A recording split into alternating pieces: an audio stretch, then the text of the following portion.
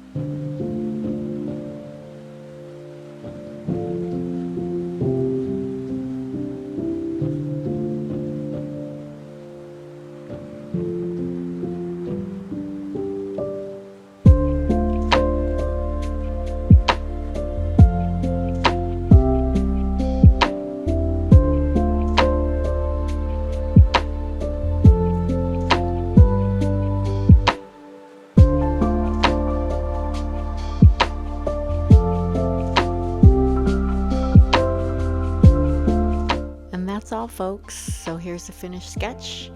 Until the next video, stay positive, stay creative, and be kind.